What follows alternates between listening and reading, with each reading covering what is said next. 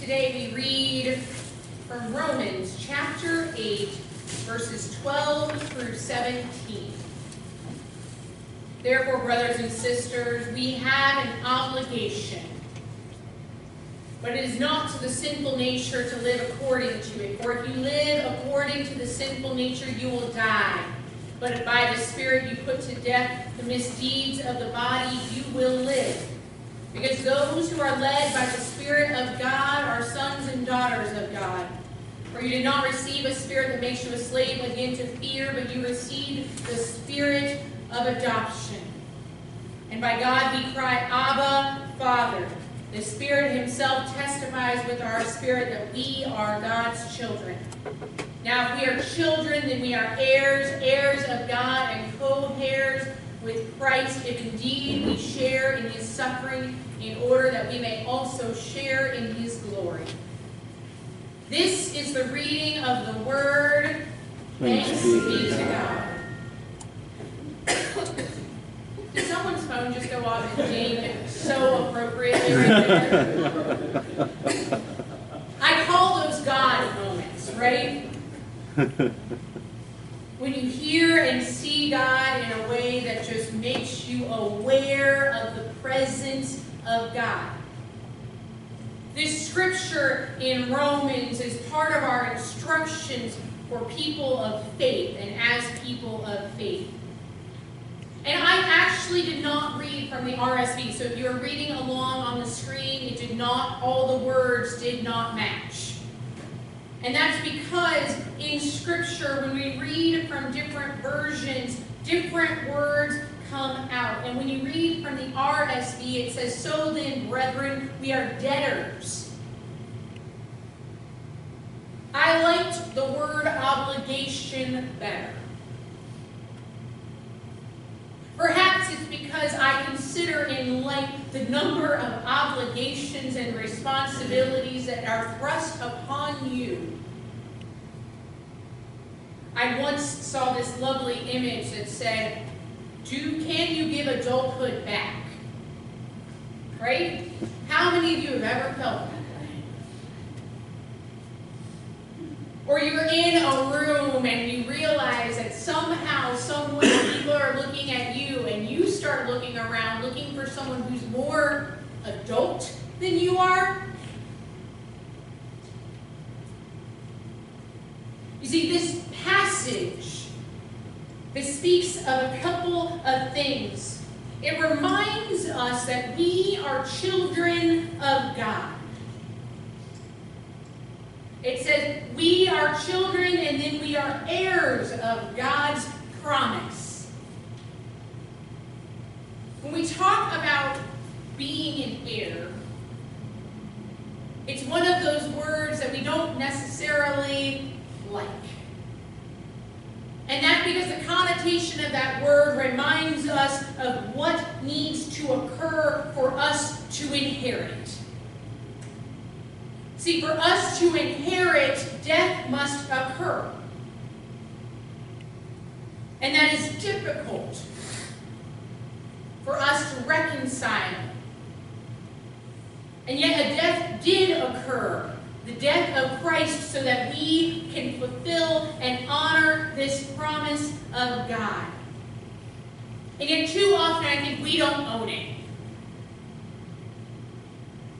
When you look at the front of your bulletin, what does it say?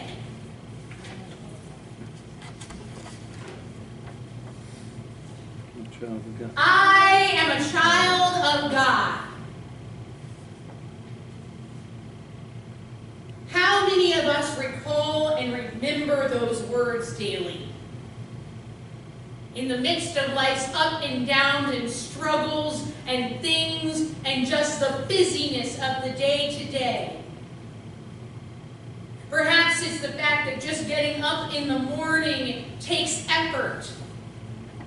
Getting out of bed is pulling on something to get onto something else, to finally get into the shower and realize that you left something you needed on the counter. I don't know, maybe I do that and you don't. It's a lot of things that push out of our And so I considered doing this with the children, but I recognize that perhaps it's not them that need the assurance and the reminder that they are children of God. You see, they're called child all the time.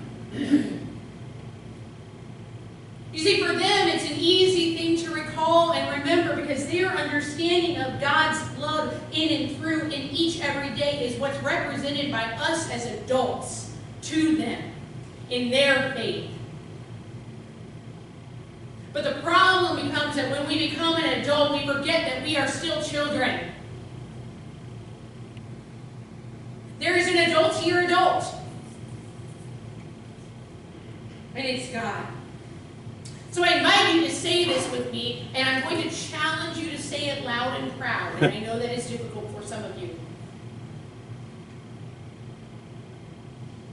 But it is an affirmation of our understanding of faith and our representation of who we are in God. So this is a repeat after me thing, okay? So I am God's child. God's child. I am. Okay, that was not enough, y'all. I am God's child. God's child. And I know that I am loved because I am God's child. God's child. I'm not going to make you stand up and like get all crazy, right? But how often do we tell those words to ourselves? How often do we recall and remember in our walks of faith that at the core of our faith, we are children of God, beloved by God? It's as simple as that. But, and you know there's a but, right?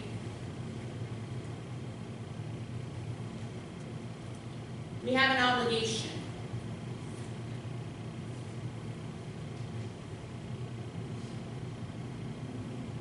See, as children of God, affirmed and beloved children of God, that does not negate our responsibilities, our obligations.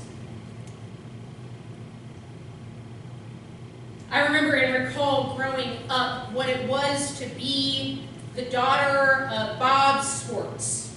Love my dad. 110%. But he had 3 daughters, and he was like super sportsman, has records still on the wall of his high school, you know, that sort of thing. He was intimidating, which is why I joke that that's why I didn't date in high school.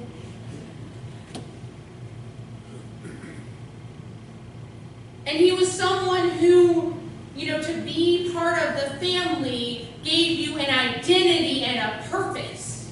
And I don't know if any of you all have had that feeling. When I got married, it took me a long time to realize what it would be to be up in Norwood. I still don't get it. But isn't it the truth? For those of us that have children, we have expectations of their behavior. Because they are our child, right? Perhaps that behavioral expectation is a little bit different in church than it is at home. Or in the store, or in a public place when they're screaming in the aisle. I mean, I don't know. I've never experienced that.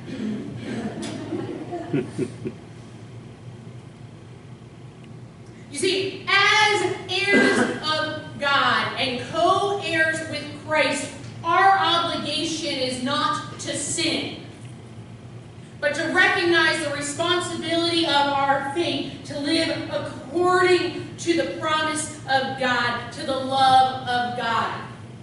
You see, Romans is just helping us navigate the words of Christ. It is written so that we might further and better understand what Christ has called and compelled us to do.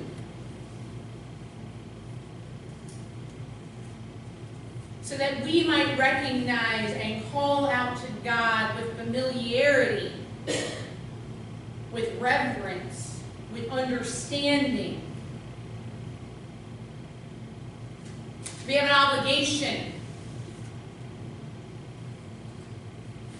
So that when we walk out the doors, we put on the mantle of faith so that others might know that we are co-heirs with Christ.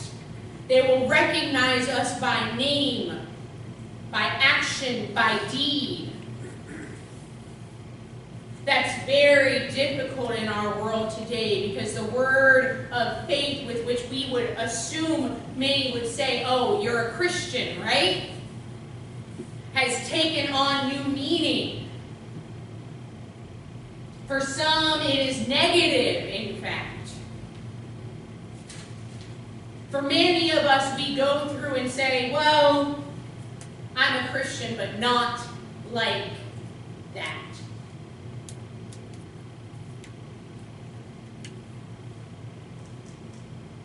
I recognize perhaps God's struggle in having us identify and unify together as a body of believers and recognize that we are all one and the same and together and equal. I mean, I was one of three, y'all. And my sweet parents did the same things for, I would assume, approximately for all three of us. Although I still feel my younger sister got the better deal.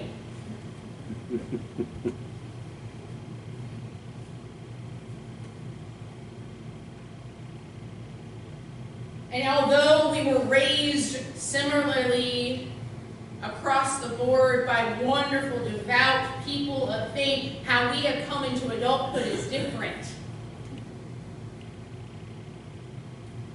But you see, the other challenge of this scripture is that it's not about one other person. It's not about who you've raised or how you were raised. It's about you. And how you take that responsibility, that obligation